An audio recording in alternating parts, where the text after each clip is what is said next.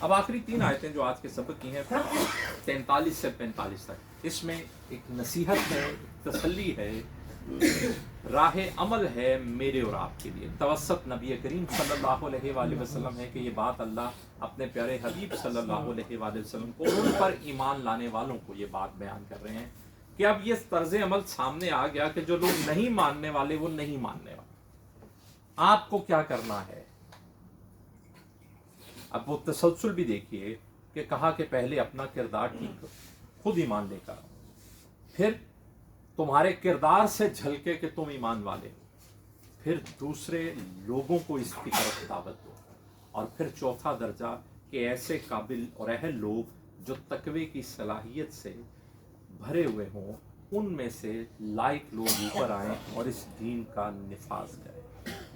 اب بھی جو لوگ ایمان نہیں لاتے ہیں تو آپ لوگوں کا طرز عمل کیا ہونا چاہیے، یہ نقطہ سمجھیں۔ بسم اللہ الرحمن فَاسْتَمْسِكْ بِالَّذِي أُوحِيَ إِلَيْكَ، وہ چیز جو آپ کی طرف وحی کی گئی ہے اسے مضبوطی سے تھامے رکھیے۔ واپس استمسک، مضبوطی سے تھامے رکھیے۔ بالذی، بے ساتھ، الذی، اس چیز کو جو اوحیا، وحی کی گئی ہے، الیکا، اے پیارے صلی اللہ علیہ وآلہ وسلم آپ کی،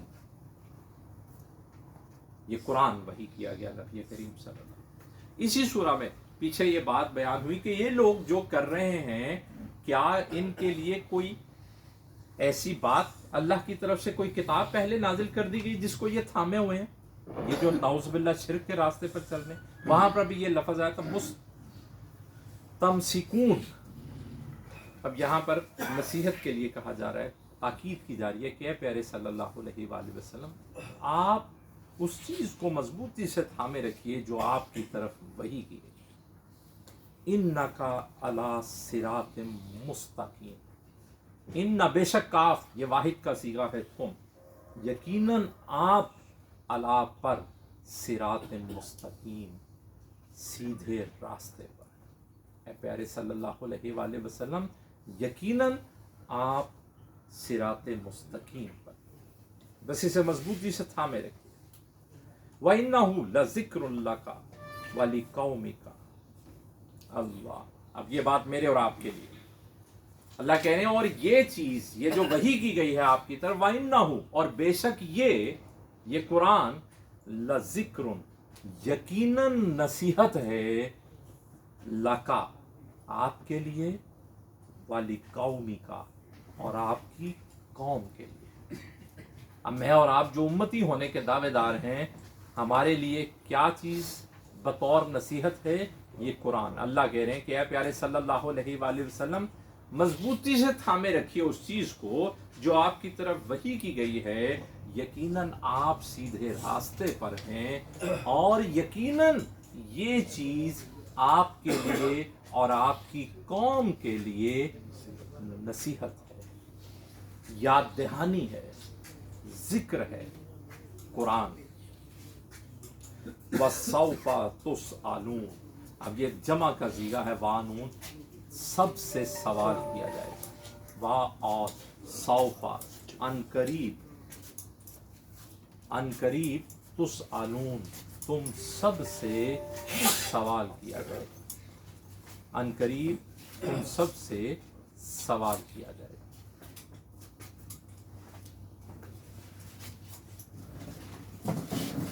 کس چیز کا سوال کیا جائے گا؟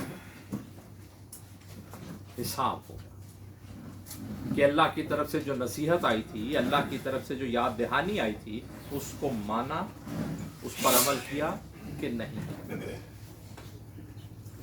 بسم اللہ الرحمن وَاسْأَلْ مَنْ أَرْسَلْنَا مِنْ قَبْلِكَ مِنْ رُسُلِنَا، اور سوال کیجئے، پوچھ لیجئے، من، جو، ارسلنا، بھیجا ہم،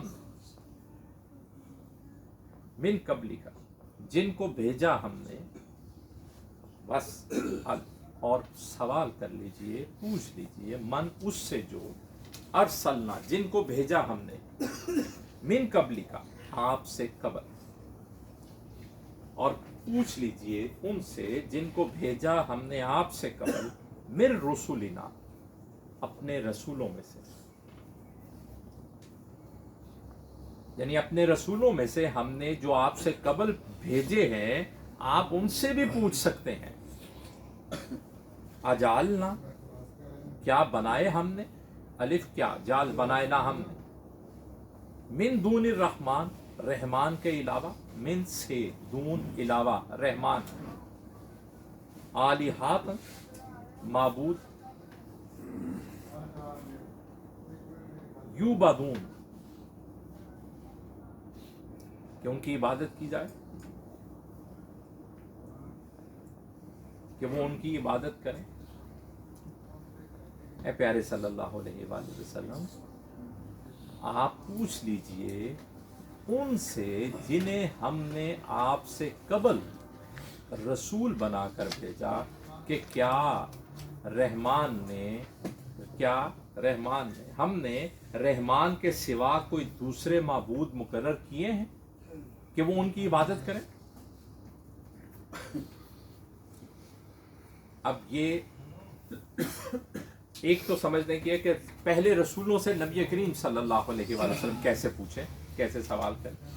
तो ये पूछना इन मानों में होता है कि जैसे मैं और आप किसी को बात बताते हैं, कोई बात पूछते हैं कि जी हाँ जी ये चीज़ है, तो हम कहते हैं भाई कुरान से पूछ लो। कुरान से पूछना क्या होता है, कुरान में से देख लिया जाए, कुरान में से सीख लिया जाए, पढ़ लिया जाए। तो पहले रसूलों से पूछने से मुराद क्या है कि जो पहले रसूलों की किताबें मौजूद थी उस वक़्त उनमें देख लो। अब ये बात नबी करीम सल्लल्लाहु अलैहि वसल्लम को मुखातिब करके तो की जा रही है, दरअसल समझाया उन तमाम बातिल अकायद वालों को जा रहा है जो दावेदार ये हैं कि वो अल्लाह के दीन पर अमल करें। किसी का दावा था वो हज़रत इब्राहीम अलैहिस्सलाम के दीन पर है, किसी का दावा था वो हज़रत मूसा अलैहिस्सलाम के दीन पर है, किसी का दावा था वो हज़रत ईसा अलैहिस्सलाम के दीन पर है। मदीना के यहूद वो कहते थे हम हज़रत मूसा तौरात पर अमल करें। नसारा का दावा था नजरान के कि हम हज़रत ईसा अलैहिस्सलाम की तालीमात पर अमल कर रहे हैं। और जो मक्का के मुशरिकीन थे ये दावेदार थे कि हम हज़रत इब्राहीम अलैहिस्सलाम की तालीमात पर अमल करें। तो ये सवाल उनसे कि उन रसूलों से पूछ लो कि क्या हमने रहमान के सिवा कोई माबूद मुकर्रर किए कि उनकी इबादत करें। उनसे पूछने से मुराद कि जो उनकी तालीमात मौजूद हैं, जो उनके पास किताबें अल्लाह की मौजूद हैं, उनमें क्या कहीं पर यह बात मौजूद है कि रहमान के सिवा भी किसी की बात, कोई रहमान के सिवा भी माबूद है? नहीं। तो ये सवाल मैं बार अर्ज कर चुका ना कि सवाल अपने अंदर जवाब रखे होता है। जब कुरान सवाल करता है तो ये अपने अंदर कि ये दरअसल इन लोगों को समझाया जा रहा है कि तुम जिन बातिल अकायद पर जमे हुए हो ये सब कोई वक़्त हैसियत नहीं रखते। जो पहले रसूल आए थे वो भी एक रहमान की इबादत का पैगाम लेकर आए थे। ये जो तुमने अपने पास से कुछ साख्ता मन घड़त चीज़ें बना ली हैं, इनकी कोई सनद नहीं है, कोई दलील नहीं है, कोई हैसियत नहीं। यहाँ से इंशाल्लाह अगला सबक जो है वो हज़रत मूसा अलैहिस्सलाम के वाक़े से इस तनाजुर में कि यही बात वो जो कर रहे हैं कि मक्का और ताइफ की बस्तियों के उमरा पे क्यों नहीं आ गया। तो कहा मूसा भी जब फ़िरौन के दरबार में गया था तो फ़िरौन ने उसकी इसी तरह नौज़ुबिल्लाह हद तक की कि ये क्या हैसियत रखता है जो मेरे जैसे बादशाह के सामने आके बात करे। तो कहा ये तो रब की रहमत। आज के सबक को भी हमने पढ़ा, वो जिसे चाहे इसके लिए चुन ले। क्या लोग फैसले करेंगे कि रब किसको अता करता है, किसको नहीं अता करता? और बेहतर वही है जो रब की अता है। दुनिया के मालो दौलत की कोई हैसियत और वक़्त नहीं है। ये मालो दौलत मिलना भी आजमाइश है और ना मिलना भी आजमाइश है। मिलना आजमाइश इस सूरत में है कि अल्लाह ने जो कुछ अता किया वो मालो दौलत है, वो ओहदा है, वो ताकत है, उसका इस्तेमाल अल्लाह के रज़ा के लिए किया कि नहीं किया। और अगर नहीं अता हुआ या कम मिला है तो इस हैसियत में कनात की, बर्दाश्त किया, सब्र किया, अल्लाह पर तवक्कल किया कि नहीं। ये हर दो सूरत आजमाइश की, इसका ईमान और कुफर से कोई ताल्लुक नहीं है। अगर कोई मामला मामूली सा भी होता तो अल्लाह काफिरों के घरों की छतें, उनकी सीढ़ियां जिन पर वो चढ़ते हैं, उनके घरों के दरवाजे اور ان کے تخت جن پر وہ تکیہ لگاتے ہیں سب چاندی کے بلکہ سونے کے بنا دیتا کہ اللہ کے نزدیک ان کی کوئی حیثیت اور وقت نہیں. یہ سب اس دنیا کا ساز و سامان ہے. آخرت کا انعام آپ کے رب کے پاس صرف متقین کے لیے ہے، وہ جو اللہ کو راضی کرنے کے لیے اللہ کی نافرمانی سے بچتے ہوئے سیدھے راستے پر چلتے ہیں. اللہ اکبر. آگے جو 3 دن میں 4 دن میں انشاءاللہ تعالی برکت والا مہینہ آ رہا ہے، اللہ نے قرآن میں اس کا تذکرہ کسی مقصد سے کیا، لعلکم تتقون، تاکہ تم لوگ متقی ہو جائے. اللہ نے تم لوگوں پر روزے فرض کیے.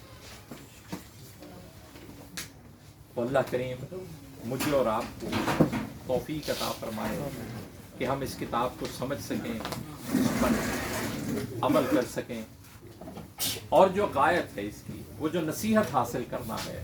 لیکن اس نصیحت کے لیے بھی اللہ نے خود اسی قرآن میں بیان کر دیا کہ یہ نصیحت بھی کس کو ملے گی؟ متقین. ذالک الکتاب لا ریب فیہ ھدی للمتقین.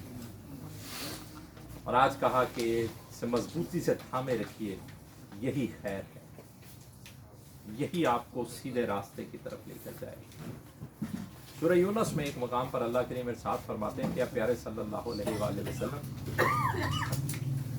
اللہ اکبر، یہ جو قرآن اللہ نے تم لوگوں کو دے دیا ہے نا، لوگوں کو چاہیے کہ اس پر خوشیاں منائیں کہ اللہ نے انہیں کیا عطا کر، کیا نعمت دے دی ہے. یہ رمضان کے روزے جو ہیں، ان کا مہینہ رمضان کا کیوں چنا گیا؟ یہ جو آیت 183 سورہ بقرہ کی میں نے پہلے عرض کی، یا ایھا الذین آمنوا کتب علیکم الصیام، تم پر روزے فرض کر دی گئے، کما کتب علی الذین من قبلکم لعلکم تتقون، تم پر اس لیے فرض، تم سے پہلے لوگوں پر بھی کیا. مقصد کیا ہے؟ تاکہ تم تقوی حاصل کرو. تقوی آئے گا تو یہ قرآن سمجھ میں آئے گا. اور پھر آگے 2 آیتیں چھوڑ کر پھر بیان کیا کہ تم پر اس مہینے کے روزے رکھو. یہ مہینہ رمضان کا مہینہ ہے. کیوں؟